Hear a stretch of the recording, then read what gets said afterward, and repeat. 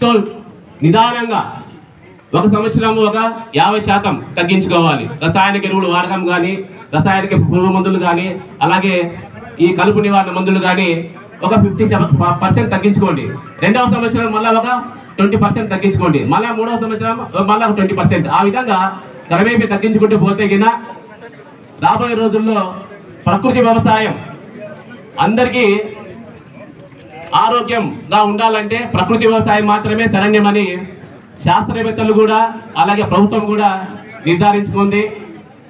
ఉదయం లేచుకోవాలి మాత్రం వేసుకోవాలా, రాత్రి పడుకోవడం ఒక మాత్రం వేసుకోవాలా. మాత్రం లేని మనుగడ లేదు. మనమంతా విషతుల్యం అయిపోయినాం. మనం తీసుకునే గాలి, నీరు, ఆహారం, ఏ ఆకుకూరలు కానీ కాయగూరలు కానీ, మనం పీల్చే గాలి కానీ, మనం తాగే నీరు కానీ అన్నింటిలో కూడా విషపు నిల్వలు ఉన్నాయి.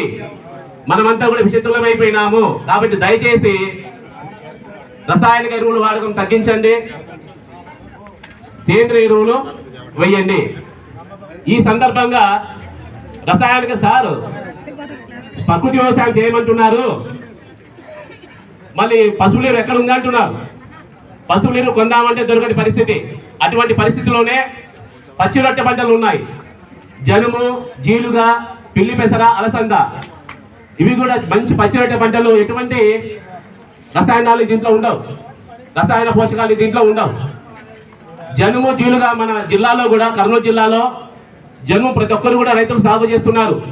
ఒకసారి జనుము వేసుకున్నట్లయితే తర్వాత 20 రోజుల తర్వాత ఒక 3 అడుగులు హైట్ వస్తుంది. పూత దశలో భూమిలో కలిసి దున్నాల. ఒక ఎకరాకి 20 కేజీలు వేసుకున్నట్లయితే 15 టన్నుల పచ్చి ఆకు మన భూమిలో నిల్వ ఉంటుంది. 1 టన్ను పచ్చి ఆకులో 15 కేజీలు నత్రజని ఉంటుంది.